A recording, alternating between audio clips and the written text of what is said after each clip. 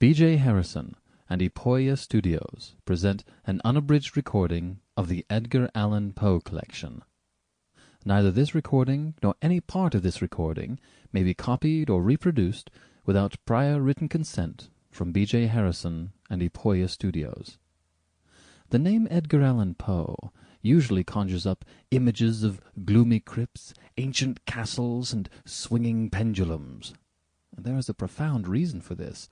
He transformed the emaciated Gothic ghost story into an elegant and robust form of literature. But there is much more to this man than ghosts and goblins. A finer inspection of his body of work shows the softer, finer points of his life struggling against the demons within. In the stories contained in this collection, I have attempted to give a cross-section of some of Poe's most famous works. Included are many of the grim and gruesome, but there are also harrowing adventures at sea, character experiments with schizophrenia, science fiction in the world of mesmerism, and a splendid detective story. Interspersed throughout are some of his notable poems. I hope you enjoy journeying through the mind of one of America's greatest writers. And now, the Edgar Allan Poe Collection. Manuscript found in a bottle. Of my country and of my family I have little to say. Ill usage and length of years have driven me from the one and estranged me from the other. Hereditary wealth afforded me an education of no common order, and a contemplative turn of mind enabled me to methodize the stores, which early study very diligently garnered up. Beyond all things, the study of the German moralists gave me great delight, not from any ill-advised admiration of their eloquent madness, but from the ease with which my habits of rigid thought enabled me to detect their falsities. I have often been reproached with the aridity of my genius. A deficiency of imagination has been imputed to me as a crime, and the Pyrrhonism of my opinions has at all times rendered me notorious. Indeed, a strong relish for physical philosophy has, I fear, tinctured my mind with a very common error of this age. I mean the habit of referring occurrences, even the least susceptible of such reference, to the principles of that science.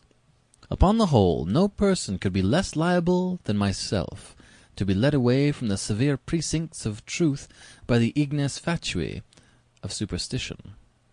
I have thought proper to premise this much, lest the incredible tale I have to tell should be considered rather the raving of a crude imagination than the positive experience of a mind to which the reveries of fancy have been a dead letter and a nullity.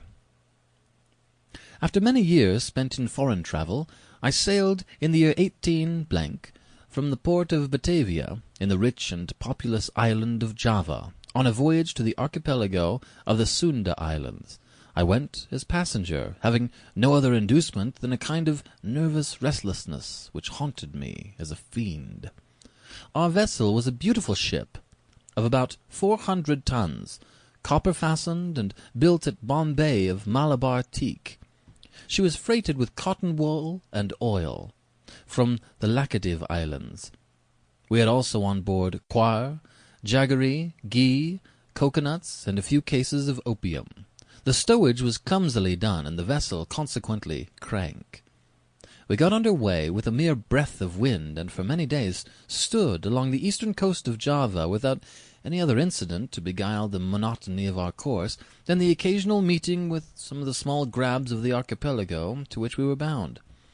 One evening, leaning over the taffrail, I observed a very singular isolated cloud to the northwest.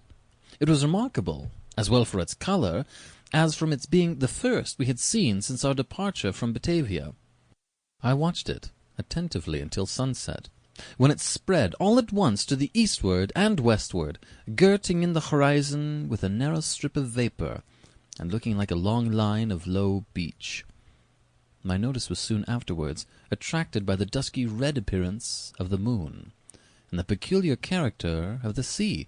The latter was undergoing... Sample complete. Ready to continue?